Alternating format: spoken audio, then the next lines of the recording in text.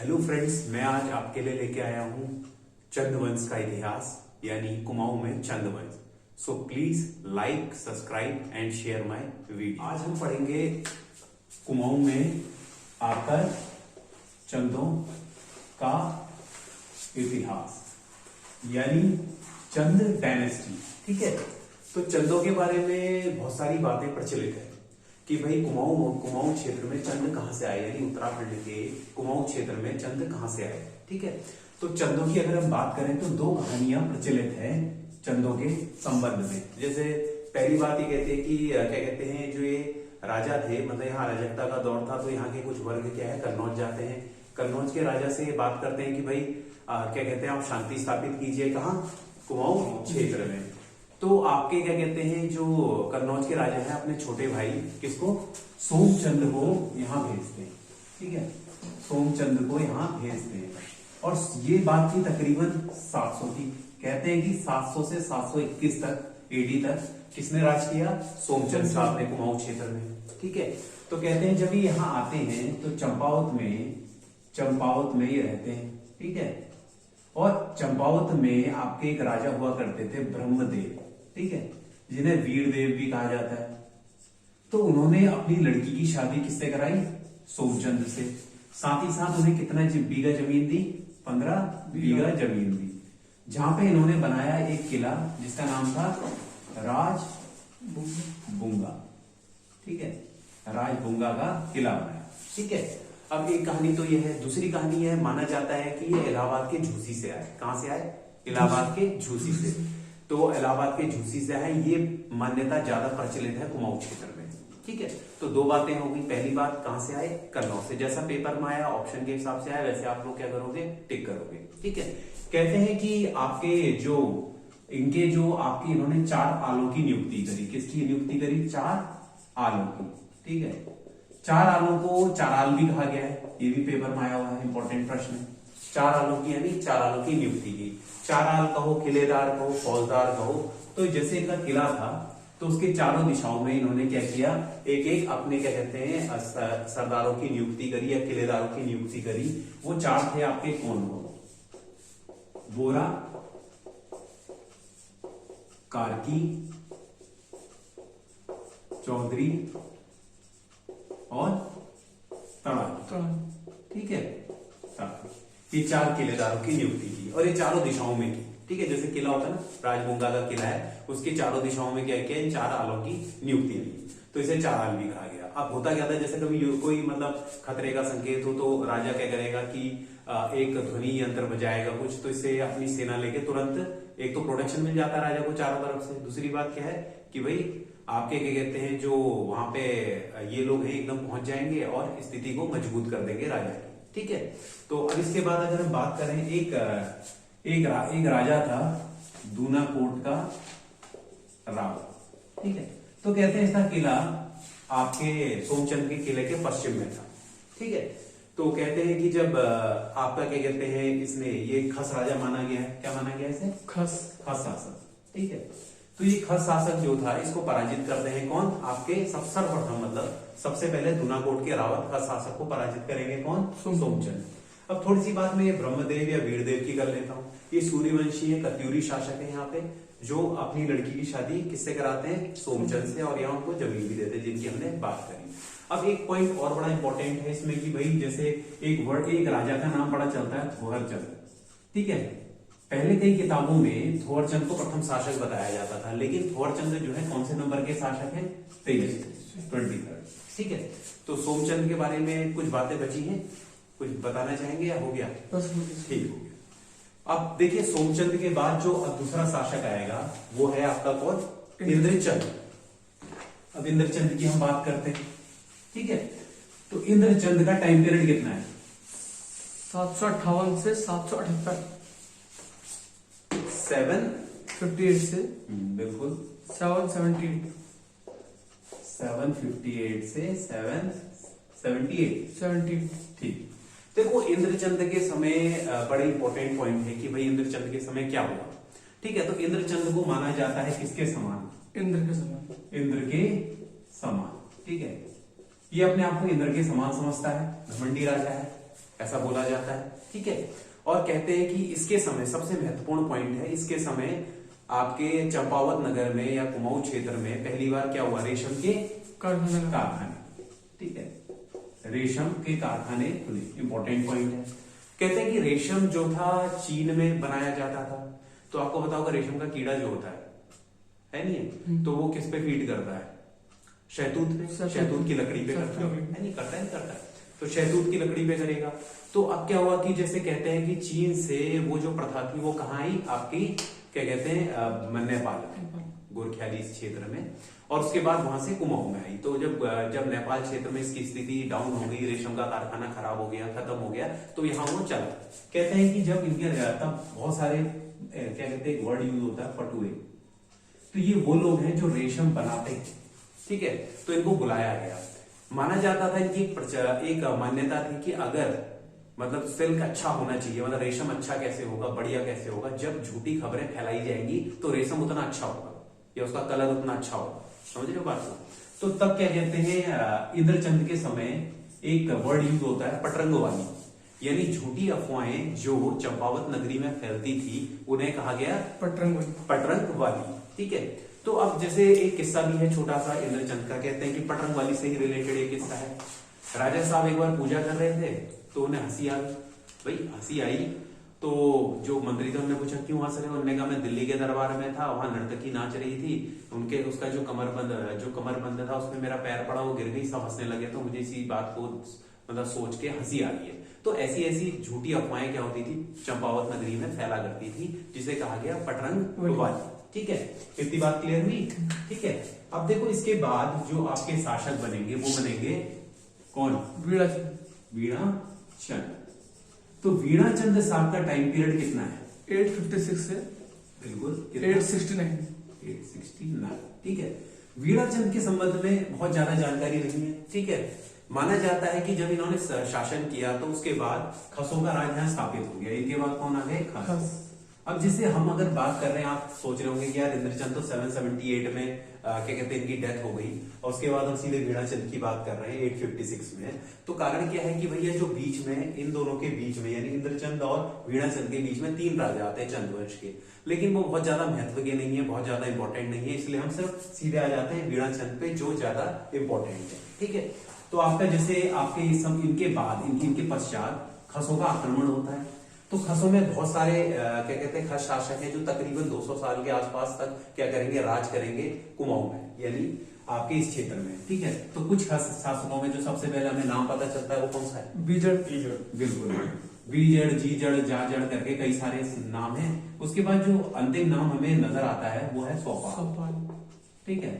कहते हैं कि सौपाल जब शासक था तो एक सरदार था इस क्षेत्र में, ठीक है। उसने क्या किया कि जो पुराने आपके चंद्रवंश के शासक थे, मतलब चंद्रवंश के जो लोग थे उच्च पदों वाले, जैसे मेहर दल है, फतेहाल दल है, या आपके कहते पुरोहित हैं, इन सबको, वैसे मेहर दल से ज्यादा बेहतर वर्ड यूज होगा कि भाई जो पुरोहित वर्ग था या जो कारकी बोरा तड़ागी वाले जो खामे थी, उनको उन्होंने दोबारा से एकत्रित किया, और फिर उन्होंने यहाँ पे क्या कहते हैं सौपाल की एक सरदार है जिन्होंने सौपाल की हत्या की। उन सरदार का नाम है सोन खड़ाया, सोन खड़ायन, ठीक है। ये इंपॉर्टेंट पॉइंट है।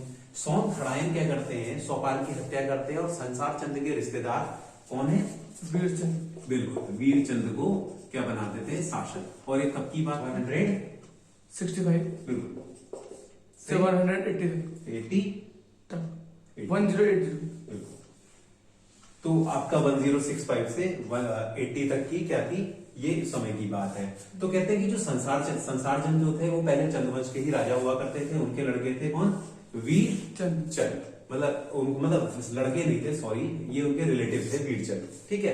तो इन्हें क्या बना दिया गया, शासक बना दिया गया। अब वीरचंद का राज्याभिषेक किया गया। अब वीरचंद के बाद जो शासक बनेंगे वो बनेंगे आपके कौन, राजा त्रिलोकचंद, बिल्कुल राजा त्रिलोकचंद, ठीक है। मैं यहाँ पे लिख देता हूं उसे, ठीक है, त्रिलोकचंद। अब जैसे राजा त्रिलोकचंद है, उनका टाइम पीरियड है आपका 1296 से, बिल्कुल 1296 से 1303, ठीक है। अब त्रिलोकचंद की अगर हम बात करें, जैसे कई बार पॉइंट्स आते हैं कि भाई कौन सा राजा किसके समकालीन था, तो आप डेट से आप लगा सकते हो हिसाब की दिल्ली सल्तनत में कौन रहा होगा, या अगर मुगल राजा के टाइम पे कोई आता है डेट टाइम, तो उसको आप क्या कर सकते हो, मैच कर सकते हो। ठीक है, तो अभी जैसे 1296 में खिलजी वंश हुआ करता था दिल्ली में, तो कोई ऐसा बड़ा इशू नहीं है। अगर आपने इतिहास पढ़ा है तो आप उसको मिला के समकालीन राजाओं को निकाल सकते हो। ठीक है, तो जैसे अब हम बात करते हैं त्रिलोक चंद की, तो त्रिलोक चंद ने छकाता, जो छकाता क्षेत्र था उसे क्या किया, जीता।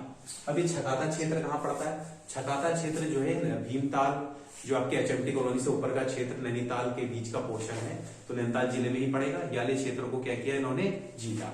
साथ ही साथ इन्होंने आपके महर, जो जाति के लोग थे उन्हें उच्च पदों पर रखा। और तीसरी जो सबसे इंपॉर्टेंट बात है इनके समय की, इन्होंने भीमताल में किले का निर्माण करवाया। ठीक है, इतनी बात क्लियर हुई।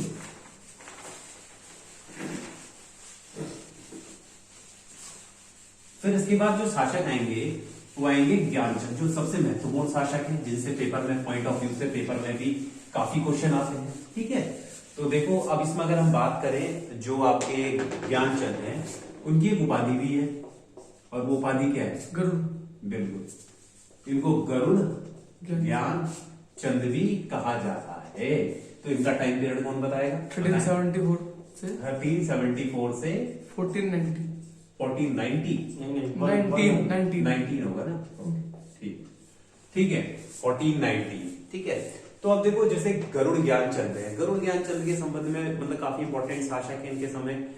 जैसे अगर मैं एक बात बोलूं कि जैसे माल क्षेत्र था, तो माल क्षेत्र जो था, मंडवे की माल भी कहते थे, तो माल क्षेत्र की बात कर लेते, इसे तराई रीजन कहा गया है। मतलब तराई रीजन को उस समय क्या बोला जाता था, माल क्षेत्र। तराई आपको पता ही है।